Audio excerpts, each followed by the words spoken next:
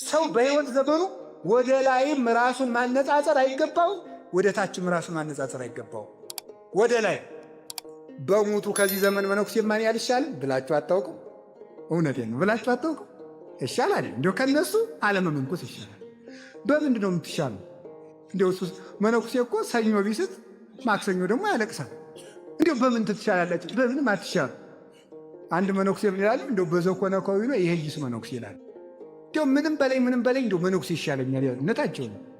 እኔም መነኩሴ ስለሆንኩ መነኩሴን አላጣጥልም። ስለዚህ ምንድን ነው ወደ ላይ አሁንማ ከጳጳሳት ሁሉ እኩል መሆን ጀምራቸዋል። ከፓትርያርኩም ማነጻጸር ጀማምራቸዋል እኮ ማለት ነው። ማነጻጸር ደግሞ ጭራሽ ከመቤታችንም ያነጻጽሩ አሉ። ማርያም እንዲህ ነበር የምታደርገው እኛም ይላል ደግሞ ወይ ጥጋ ምን አለ በእውነቱ አፍ አይከለከል ነገ በሞት ይከለከላል እንጂ። ስለዚህ ራሳችን ማነጻጸር ሙልጭ አድርገን መሳደብ የስድብ ሰማዕታት እኮ ነን እኛው። እዚህ የስድብ አክሊል ልትቀበል የስድብ አክሊል ሊያቀዳጅ ክርስቶስ ተሳድበን ይልቁንስ ስድቡን ተውና ስራ ብትሰሩ ይሻላችኋል።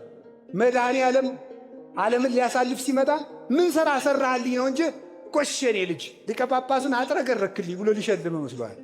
በስድብ አክሊል ልትቀዳጁ ነው። ስለዚህ ኩራታችን ትተን ወደ ላይ ራሳችን እያነጻጸር ብድግ ብሎ አሁን ከዳተኛ ትውልድ ተነስቶ አይደለም። ጳጳሳቱ በሙሉ ወድቀዋል፣ መነኮሳቱ ወድቀዋል፣ በርኩሰት ተይዘዋል፣ አጋንንት አለባቸው፣ የ666 ተከታይ ናቸው። ስለዚህ በቃ እኛ የተሻለ ትውልድንን ከዚህ ትዕቢት እግዚአብሔር ይሰውረን።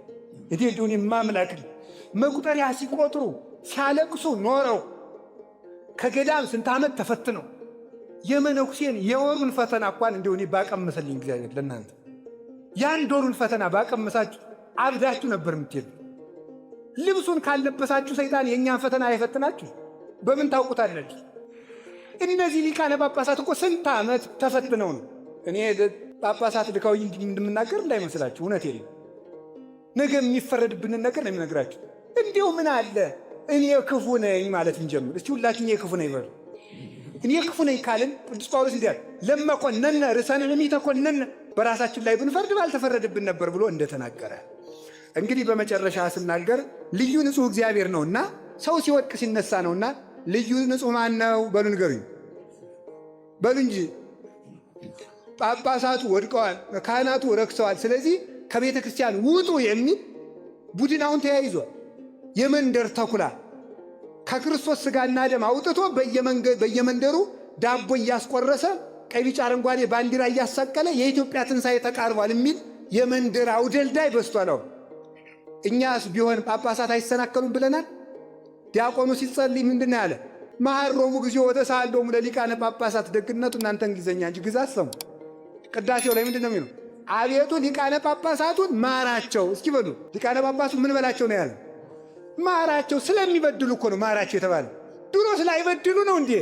እማይበድልማ እግዚአብሔር ብቻ ነው። ንጹሕማ እሱ ብቻ ነው። ግን የሚበድሉ ቢሆን እንኳን እነሱ ቢበድሉ እኛ ብንበድል ካህናት ብንበድል ክህነቱ አይበደልም፣ ቆቡ አይበደልም፣ አስኬማው አይበደልም፣ መስቀሉ አይበደልም፣ ቅዳሴው አይበደልም፣ ማይሌቱ አይበደልም፣ ስርዓቱ አይበደልም፣ ፍትሐቱ አይበደልም፣ ክርስትናው አይበደልም። ምን ማለት ነው? እግዚአብሔር ለእናንተ የሚሰጠውን መግቦት አያቋርጥባቸው። የእኛ ኃጢአት እንደተስቦ በሽታ በቡራኪያችን በኩል ወደ እናንተ የሚተላለፍ አይምሰላችሁ። አይተላለፍም። እኔው ተሸክሜው ነው የሚቀረው። ለእናንተ በረከቱ ይመጣል፣ ለእኔ መርገሙ ይቀረኛል። ኋላ የምቀጣበትን እቀበላለሁ። ይህን ማወቅ አለብን። ድሮስ ቢሆን አሁን ብዙ ካህናት እየተሳሳቱ ስለሆነ አሁን ቤተ ክርስቲያን እንዴ እኔ ድሮስ ቢሆን የማይሳሳት ጳጳስ ነው እንዴ የምከተለው? የማይሳሳት መነኩሴ ነው የምከተለው? የማይሳሳተውን ክርስቶስን ነው የምከተለው። ማንን ነው የምከተል በሉት ሁላችሁ? ልዩ ንጹሕ። ለዚህ ነው ልዩ ንጹሕ ያለው እግዚአብሔር እሱ ነው። ከሊቃነ ጳጳሳት እሱ ንጹሕ ነው። ከነቢያት ይልቅ እሱ ንጹሕ ነው። ከሐዋርያት ማኅበር ንጹሕ ነው። ከሌላው መኑ ይመስለከ እምነ አማልክት እግዚኦ። አቤቱ ከአማልክት እንዳንተ ያለ ማን ነው? ከጣዖታት አማልክት ሳይሆን ከአማልክት ዘበጸጋ እንዳንተ ያለ ማን ነው? ማንም የለም። እንኳን እሱ እናቱን ምንድን ነው የምንላት? ደስ ስለሚል ልንገራችሁ። ቅዱስ ኤፍሬም ያላት ለኪ ደሉ ዘእምኩሎሙ ቅዱሳን ትዛሊ ለነ ኦ ምልዕተ ጸጋ። ምልዕተ ጸጋ ምልዕተ ክብር ሆይ ከሁሉም ቅዱሳን ይልቅ አንቺ ልታማልጅ ይገባላል። አንቲ ታብ ሊቃነ ጳጳሳት ይለምኑልህ እንጂ መለመኑንማ ይለምኑልኛል። አንቲ ታቢም ሊቃነ ጳጳሳት፣ ከሊቃነ ጳጳሱ አንቺ ትበልጫለሽ። ተመልከቱ፣ ከኪሩቤል ብይ ግርማ ላይ ተመልከቱ። ዛቢም ግርማ ኪሩቤል ወሱራፌል፣ ከሱራፌል ከኪሩቤል የሚበልጥ ግርማ አለሽ። ሱራፌል ይለምኑልህ እንጂ ከሱራፌል አንቺ ስለምትበልጭ ነው እንጂ መለመኑንስ እነሱም ይለምኑልኛል። ኪሩቤል ይለምኑልህ እንጂ መለመኑን ይለምኑልኛል። ግን ከኪሩቤልም ትበልጫለህ። ለምን? እነሱ ንጹሕ ሆነው ቢኖሩ ኃጢአት በሌለበት ዓለም ነው። ድንግል ማርያም ንጹሕ ሆና የኖረችው ግን ጉድለት በበዛበት ዓለም ሆና ምሉ ሆና ስለተገኘች ነው። እሷን የሚመስል ንጹሕ የለም፣ እንኳን እግዚአብሔር የሚመስል ንጹሕ። ሁሉም ሰው ይሰናከላል፣ የማይሰናከለውን። ስለዚህ ቅዱስ ጳውሎስ ምን አለ? ደግሜ ልንገራችሁ፣ ወንትለው ለፍጹም መላክነ፣ የእምነታችን ራስ ክርስቶስን እንከተለው። ዕብራውያን 12 ቁጥር 1 እስኪ በሉላችሁ፣ የእምነታችን ራስ በሉ። ማን እንከተለው? ክርስቶስን ተከትለን እሱ ካለበት ለመድረስ ያሉ። እስቲ ቅድስት ሥላሴ በሉ። ግን ቅድስት ሥላሴ ለምንድን ነው ሴት ያልናቸው ሲባል ሴት ወላድ ናት። ሥላሴም ይላሉ ተመልከቱ፣ ሦስት ነገሮችን ይወልዳሉና ይላል። ምንድን? ወላዴ ፍጥረታት፣ ወላዴ ሕገጋት፣ ወላዴ ሀብታት ናቸው ሥላሴ። የምን ወላጅ ናቸው? የፍጥረት በሉ እንጂ። ከዚያስ የሕግ በሉ። ከዚያስ የምን የሀብት ምንጭ ናቸው ሥላሴ። የአባታችን የአቡነ አረጋዊን ገድል የጻፈው ሊቅ እንዲህ ብሎ ይናገራል።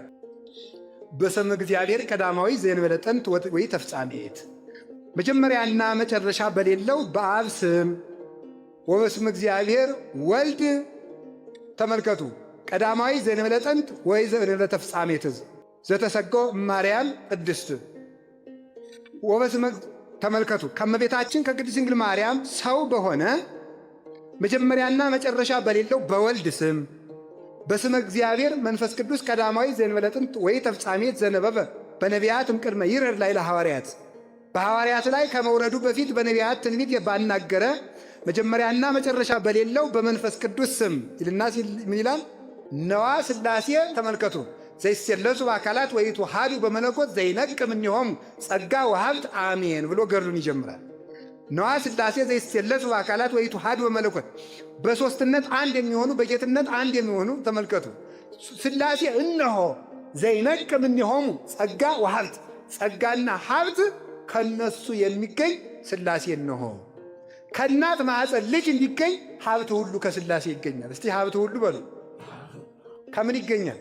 ከሥላሴ ይገኛል። ከዚያስ ተመልከቱ፣ ሀብትን ይወልዳሉ።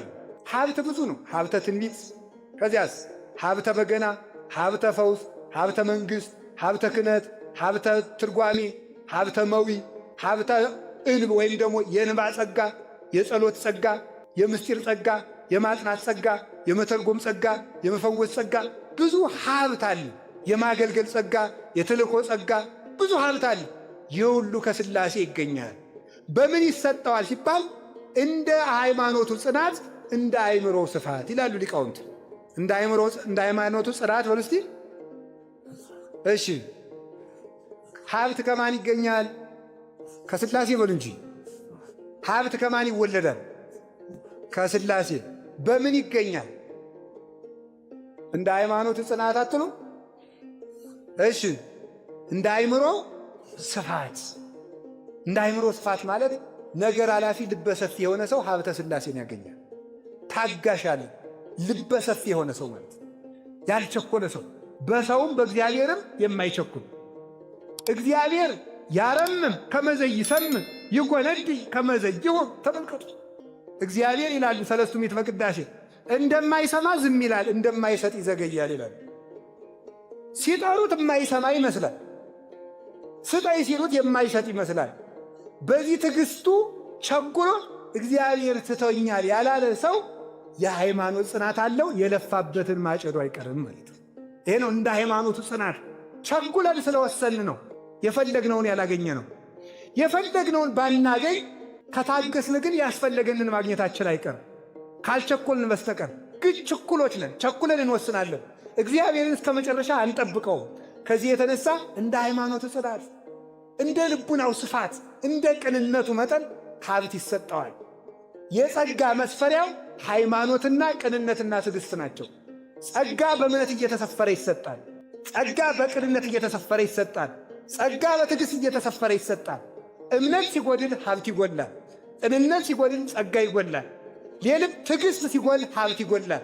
የጎደለውን ነገር በእምነት በትዕግስትና በጽናት እንድናገኝ እግዚአብሔር ቅዱስ ፈቃዱ ይሁንልን።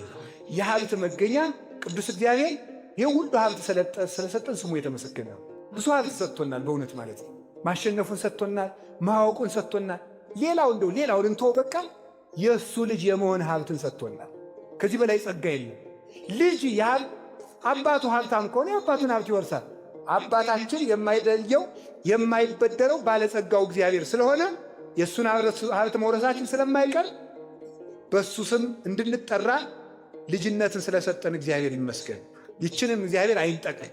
እውነቴን የምነግራችሁ የእናት አማላጅ ስለሰጠን፣ በማይደክሙ መላእክት ስለሚጠብቀን፣ ከመብል ይልቅ ሥጋውን ከመጠጥ ይልቅ ደሙን ስለሰጠን፣ ከልብስ ይልቅ በልጅነት ብርሃን ስላለበሰን፣ ከሀገር ይልቅ መንግሥተ ሰማያትን ስለሰጠን፣ በስሙ ስለጠራን፣ በልጅነት ስላከበረን ፈጣሪያችን የተመሰገነ ይሁን።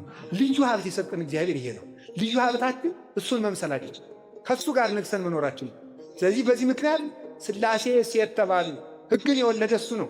ሀብትን የወለደ እሱ ነው። ፍጥረትን የወለደ እሱ ነው። ስለዚህ እግዚአብሔር እናት ነው። እግዚአብሔር አባት ነው። የእግዚአብሔር አባትና እናትነቱ በሦስት ነገር ነው ይላሉ አባቶቻችን። አንደኛው በፍጥረት፣ ሁለተኛው በልጅነት፣ ሦስተኛው በምሕረት። ያዛችሁ በምን ያልኳችሁ? አንደኛው በፍጥረት በሉ፣ ሁለተኛው፣ ሦስተኛው በምሕረት። እግዚአብሔር በዚህ ነው አባትነታችን። እንዴት ያለ እናት ነው እግዚአብሔር! እንዴት ያለ አባት ነው! ወልዶ ማየት። በፍጥረት ወለደን። በፍጥረት የሰጠንን መልክ በኃጢአት አበላሸ ነው። ከዚያ ለመሰለ ተመልከቱ። መጨረሻ ላይ መጣና ደግሞ እሱ ዳግመኛ ተወለደና ደግሞ ተመልከቱ፣ ክርስቶስ ተወልደ ወተጠምቀ ወለደን ዳግም አይደለም እንለው እንጂ ዳግመኛ ወለደን ማለት ደግሞ የልጅነት አባትነትን ደግሞ ሰጠን እንደገና። አሁን እሱን ደግሞ በኃጢአት እያበላሸ ነው ስለሆነ አንድ ቀርታናለች። የምሕረት እናትነቱና የምሕረት አባትነቱ። የፍጥረት ልጅነታችን ብናበላሽ በልጅነት መለሰልን። የልጅነቱን በኃጢአት ስናበላሸው ደግሞ እግዚአብሔር በምሕረት ልጅነታችን ይሰጠናል። አባትነቱን አጽንቶ ይኖራል። የምሕረት አባትነቱ በንስሐ ማለት ነው። ባይሆንላችሁ ደግሞ በጥምቀት ያገኛችሁትን አባትን ልጅነት በኃጢአት ካበላችሁትን በምሕረት ልመልስላችሁ ብሎ የንስሐ በርን ቅዱስ ጎርጎርዮስ አርኃወ ለነ ኆኃተ ንስሐ የንስሐ ደጅን ከፈተልን ይላል። ጌታችን መድኃኒታችን ኢየሱስ ክርስቶስ ክብር ምስጋና ይግባውና ሲጠመቅ የተከፈተው ሰማይ የምሕረቱ ደጅ ነበረች። በኃጢአታችን የዘጋነውን ደጅ በጥምቀት የከፈተልን አምላክ ክብር ምስጋና ይግባው። ስለዚህ ሥላሴ እንለዋለን፣ ልዩ እናት እንለዋለን ማለት ቅድስት ሥላሴ። ሴት የተባለ ስለዚህ ነው። አላችሁን? ሴት ወጥታ ወርዳ ልጇን ታሳድጋለች ይላሉ ሊቃውንት በሁለተኛ ትርጓሜያቸው። ሥላሴ ደግሞ በዝናብ አብቅለው በፀሐይ አብስለው ይመግባሉ። ነፍስን በሥጋና ደም በቃለ እግዚአብሔር ያሳድጋሉ። ሥጋን በዝናብ አብቅለው በፀሐይ አብስለው በአራቱ ባሕርያት መግበው ጠብቀው ከጽንስ ጀምሮ እናታችን የበላችሁ ተጭኖ የጠጣችሁ አዝዞ እንዳይገለን ጠብቀው ያሳድጋሉ ሥላሴ። ከዚህ የተነሳ እናት ይባላል እግዚአብሔር ማለት ነው። ወልዶ የሚያሳድግ ማሳደጊያውንም ማደጊያውንም የሰጠን የፈጠረንም እሱ ስለሆነ ከዚህ የተነሳ ምን ይባላል? እግዚአብሔር እናት ይባላል። አላችሁ የላችሁ? እናት ክፉ ልጅ የላትም። የሚደንቀው እኮ ይሄ እናት ክፉ ልጅ የላትም። እግዚአብሔር እናት እንደውም ይላሉ አዘክሪ ለኃጥአን ሊቃውንቱ እንዲያግዙኝ ነው። ሲጠፋ አንዳንድ ጊዜ እነሱን መጠየቅ ይገባላል። አዘክሪ ለኃጥአን ወአኮ ለጻድቃን ነው። እመቤታችን ሆነ ለጻድቃን ሳይሆን ለኃጥአን አሳስቢ። እስኪ በሉ እንደዚህ ለጻድቃን ሳይሆን ይህን ሊቃውንቱ በጉባኤ ሲተረጉም ምን ይላሉ? እንደ እናት ይላሉ። እናት ከጥሩ ልጇ ይልቅ ለክፉ ልጇ ታዝናለች። ይሄኛው ልጅስ መቼም ጠባየኛ ነው፣ ሰው ጋር ይኖራል። ይሄ ነው እንጂ እዚያም ጋር ሲጣላ አንዱ ቅንጭላቱን የሚልብኝ ብላ ለክፉ ልጇ እንድታስብ ድንግል ማርያም ወይ ለክፉ ልጆችሽ አስቢልን። እመቤታችንም ከጻድቃን ልጆቿ ይልቅ ለእኛ ታስባል። እግዚአብሔርም ከደጋግ ልጆቹ ይልቅ ከክፉ ልጆቹ አንዱም እንኳን እንዲጠፋ ስለማይፈልግ ለልጆቹ ስለሚያስብ እግዚአብሔር እናት ይባላል። እግዚአብሔር ለሁሉም ስለሚያስብ የነነዌ ጾም ከዚህ የተነሳ ነው አይደለም እንዴ? ሰው ኃጢአትን እስከ የኃጢአት ጽዋ ሞልቶ እስከሚተርፍ ድረስ ሰርቶ መጨረሻ ላይ ምንድን ነው? ሂድና እነዚያን ሰዎች ስበክልኛል ያለ ነቢዩ ዮናስ ከወጣ በኋላ ከባሕሩ ወጥቶ እግዚአብሔር ከባሕሩ ወጥቶ ሄዶ ሰበከ። ነነዌ ትጠፋለች አለን። ኋላ እግዚአብሔር ምን አደረገ? እግዚአብሔር መስበኩን ሰብቻለሁ፣ ችግር የለም ግን አንተ መሐሪን ማሳፈር አይቀር። እንግዲህ ነነዌ ሳልገለበጥ ልትቀር ነው ደግሞ ነገ ተምርና፣ ስለዚህ እኔን ውሸታም ነቢይ ልታስብለኝ ነው። ተበሳጭቶ ተበጻብጾ ሳለ ፀሐይ ደግሞ ሲመጣው ተናዶ ሳለ እግዚአብሔር ጥላ በቀለለትና ያቺ ቅል እላዩ ላይ መታ ጥላ ሰራችልን። ተመስገን ብሎ ተኛ። ቢነቃ ቀሊቱን ተበልቷት ፀሐይ እየመታው እንዲያው ቅል እንኳን የማይሰጥ እግዚአብሔር እንዲያው ብሎ ተበሳጭ። እግዚአብሔር መጣል ዮናስ አዘንክ አለ። አዎ አዘንኩ። እንዴት አላዝን? ይችን ቅል ትል ሲበላት እንዴት አላዝን? አንተ ላልተከልካት ቅል ስታዝን እኔ ቀኝና ግራቸውን ለማይለዩ ለእነዚህ ብዙ ሺህ ሕዝቦች አላዝን ማለት። ለዚህ ነው እግዚአብሔር እናት የተባለ ማለት። ከፍተንም ይከተለን፣ ጠፍተንም ይፈልገን፣ ጎስቁለንም ይወደና፣ ረክሰንም ይቀበለን። ከዚህ የተነሳ የሚባል ልዩ እናት። አራተኛውን ልንገራል ሊቃውንት የሚሉትን ሥላሴን ለምን ቅድስት ሥላሴን እናት የልጇን ዛይሉን ታግሳ ታሳድጋለች። ዛይል ማለት አጠቃላይ ከሕፃኑ የሚገኘው ቆሻሻ ማለት ነው። ሥላሴም የሰውን ኃጢአቱን ታግሰው ለስርየት ያበቁታል። እናት ያንን ከእናቱ ላይ እንዲያ የሚሆነውን ሕፃን ራስን ችሎ የሚገማሸር ልጅ አድርጋ እንደምታሳድገው፣ ቆሻሻን የሚጸየፍ አድርጋ እንደምታሳድገው ሥላሴ በኃጢአት ይንከባለል የነበረውን ሰው እንደገና በክንፍ የሚበር እስኪሆን ድረስ በንስሐ ያሳድጉታል።